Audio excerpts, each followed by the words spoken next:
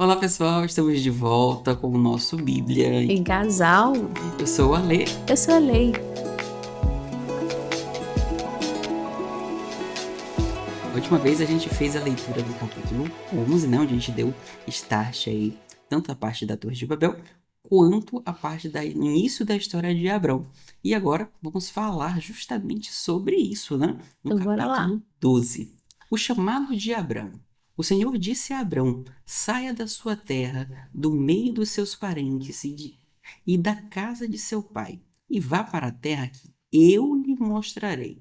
Farei de você um grande povo e o abençoarei. Tornarei famoso o seu nome e você será uma bênção. Abençoarei os que abençoarem e amaldiçoarei os que amaldiçoarem. E por meio de você, todos os povos da terra serão abençoados. Partiu Abrão como lhe ordenara o Senhor, e Ló foi com ele. Abrão tinha 75 anos quando saiu de Arã. Olha que interessante isso, né? Levou sua mulher Sarai, seu sobrinho Ló, todos os bens que haviam acumulado e seus servos que tinham adquirido em Harã. Partiram para a terra de Canaã e lá chegaram. Abrão atravessou a terra até Sequiem, até o carvalho de Moré. Naquela época, os cananeus habitavam essa terra. O Senhor apareceu e Abrão disse: à sua descendência darei esta terra. Abrão construiu ali um altar dedicado ao Senhor que lhe havia aparecido. Dali, prosseguiu em direção às colinas a leste de Betel, onde armou o acampamento, tendo Betel a oeste e Ai a leste. Ali construiu um altar dedicado ao Senhor e invocou o nome do Senhor. Depois, Abrão partiu e prosseguiu em direção a Neguebe. Daí a gente passa agora para a parte de Abrão no Egito. Houve fome naquela terra, e Abrão desceu ao Egito para ali viver um tempo, pois a fome era rigorosa. Quando estava chegando ao Egito, disse a Sarai, sua mulher: bem sei que você é bonita. Quando os egípcios a virem, dirão: esta é a mulher dele, e me matarão, mas deixarão você viva. Diga que é minha irmã, para que me tratem bem por amor a você e, por sua causa, minha vida seja poupada. Quando Abrão chegou ao Egito, de fato os egípcios viram que Sarai era uma mulher muito bonita. Vendo-a, os oficiais do faraó a elogiaram diante dele, e ela foi levada a seu palácio. Por causa dela, trataram bem a Abrão, e ele recebeu ovelhas, bois, jumentos, servos, servas, jumentas e camelos. Mas o Senhor puniu o faraó e sua casa com pragas por causa de Sarai, mulher de Abrão. Então o faraó mandou chamar Abrão e disse: o que você me fez? Por que não me disse que ela era sua mulher? Por que disse que ela era sua irmã? Foi por isso que a tomei para ser minha mulher. Agora, pois, aqui está sua mulher, tome-a e vá. Então o faraó ordenou aos seus soldados que a expulsassem Abrão e sua mulher com tudo que possuíam.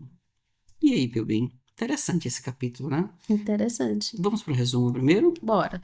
Então, esse capítulo, ele se resume em dois momentos, né? O primeiro momento foi o chamado de Abrão. Deus chama Abrão para sair da sua terra e ir para a terra prometida. Ele promete abençoá-lo, torná-lo uma grande nação e fazer dele uma bênção para as famílias da terra. Abraão obedece, parte com sua esposa e com seu sobrinho Ló, chegando a Canaã, onde construiu altares ao Senhor. E a segunda parte do capítulo fala sobre Abrão no Egito, né? Que devido à fome, Abrão desce com a sua família ao Egito. E ele teme que a sua esposa seja levada por o faraó. E aí ele diz, né, para protegê-la, que ela é a sua irmã. E o faraó toma Sarai, né, mas Deus envia pragas sobre a casa de faraó e faraó acaba, né, descobrindo, faraó descobre a verdade e expulsa Abrão do Egito. E já tem algumas coisas que me saltam os olhos, né? Mas você quer dar uma olhada na imagem de hoje primeiro, para a gente ir pro Quero, nosso vamos lá? momento? Vamos. Bora lá? Aqui temos uma representação, né, de Abraão, mais ou menos. Acredito que seja Sarai, essa que está ao lado, né? Eles indo para a terra e tudo, muito bonita, por sinal. Muito legal, muito bonito É, mesmo. mas, e aí, meu, antes de eu comentar, você quer comentar logo alguma coisa? Não, pode comentar. Uma coisa que eu achei interessante, né, que assim, ele fez tudo certinho, só que o medo bateu a porta. E nessa hora que era para ele ter não só perguntado a Deus, não só pensado como é que Deus gostaria, ele resolveu ir com a mentira, né? Lógico que é totalmente entendível e aceitável que ele era um ser humano, mas isso poderia ter, talvez, trazido os medos dele à frente, mas acabou que foi o contrário. Ele poderia ter passado muito mais tempo. Então, enquanto ele estava seguindo tudo que tinha que seguir, a coisa funcionou e de repente, por causa de uma mentira, tudo desandou. Né? Então, isso me saltou bem os olhos, essa questão de você estar no caminho, mas por um deslize, por medo, né? É A o gente medo. não confiar, é o que a gente tanto vem falando esse período, né? De confiar, que é muito fácil confiar quando tudo tá tranquilo, quando tudo tá bem. Mas quando a coisa aperta, aí já é um pouco mais delicado, aí a fé bate a porta. Né? É, é muito fácil confiar quando o mar tá calmo, né? Agora, quando o mar tá revolto, confiar em Deus, eu acho que é muito desafiador esse Uhum, lugar. Mas eu concordo com você e vou complementar a tua fala, porque eu acho que isso também me chama muita atenção. Porque Abraão, ele foi chamado, ele foi escolhido por Deus, né? Dentro daquelas pessoas, ele foi escolhido para ser o pai de multidões, para ser o pai de nações, né? E a gente ainda vai entender um pouco mais para frente a história de Abraão.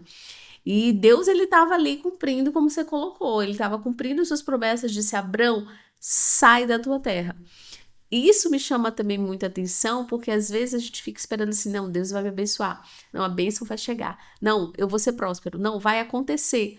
Mas você não faz nenhum movimento para sair da inércia, né? uhum. Você quer, não, Deus vai me abençoar, eu tô aqui paradinho, não preciso trabalhar, não preciso me esforçar, não preciso buscar a conexão com Deus, mas a bênção vai chegar. Não vai chegar. Por quê? Porque você precisa estar em movimento para que Deus possa operar na tua vida. Ele pode operar em você parado? Pode, mas Deus, se você for ver na Bíblia, né, ao longo das histórias, Deus ele vai sempre trabalhando quando você está em movimento, quando você dá o É uma primeiro via de passo, mão dupla, sabe? né? É uma Não é via de mão dupla. simplesmente alguém esperando que o pai traga o almoço, bote no prato e bote a colher na boca. É. É uma via de mão dupla. E ele fala para Abraão: Abraão, agora sai da tua. Abraão, você é abençoado. Você vai ser pai de multidões, pai de nações. Mas agora você vai sair da sua tenda, da sua parentela e vai para a terra que eu te mostrarei. Eu acho que é um desafio. Abraão, ele confiou muito em Deus. Assim, olha só como ele confia em Deus no primeiro momento e depois ele duvida lá no Egito. Uhum, Porque imagina você estar na sua casa, no seu conforto, e Deus diz assim: sai, larga esse emprego, ou larga essa proposta, ou larga esse negócio. E você ter a clareza que é Deus falando com você, a certeza que na tua mente te boicotando, uhum. e você decide fazer aquilo, largar, sair. Às vezes é um relacionamento, às vezes é um negócio, às vezes é um emprego, eu não sei. Então ele teve coragem de sair da sua tenda e ir para um lugar que ele não conhecia. Mas quando de fato o medo bateu, como você colocou a porta, Feia aí desobediência. veio a mentira, né? Veio a desobediência. E aí, claro, Deus ele interviu e disse: Epa, peraí, né? Vou aqui, Faraó vai ser castigado e você também vai ser, porque ele acabou sendo expulso do Egito no período de fome. Então, Uhum, assim, faltou aquilo, né? Poxa, já estava confiando, só o sair já era confiança. uhum. A questão Ele era o fez o mais continuar. difícil. É, mais difícil. Uhum. Mas aqui tem uma questão, né? O permanecer fiel. Eu acho que é o desafio do século, né? Você permanecer constante, fiel às promessas que Deus tem para tua E vida. quando tá bom e quando tá ruim. É, Né? Que mar tranquilo não faz como é que é o ditado, né? Mar tranquilo não faz bom marinheiro. é, Então, o problema é quando a coisa aperta. no mar revolto, né? Isso, exatamente. E quando o barco tá à deriva, você confiar que existe um Deus que pode muito mais na tua vida, que pode transformar e te fazer viver novas experiências e ter novas conexões com Ele. Eu acho que isso é o mais desafiador. Muito interessante esse capítulo. Traz, acho que, um aprendizado muito profundo, né? Nessa questão de a gente saber manter a fé. Mas é isso. O que que vocês acharam do capítulo de hoje? Eu espero que vocês tenham gostado. E se você está vivendo esse momento aí de mar revolto, ou não, está numa calmaria, se você está numa calmaria, que você busque cada vez mais conhecer esse Deus, buscar intimidade, buscar conexão. E se você está nesse mar revolto, com certeza Deus quer tomar o controle desse barco. Ele quer ser o marinheiro da sua vida, mas ele é educado. Ele não vai ter o controle da sua vida, não vai pegar o controle da sua vida se você não permitir.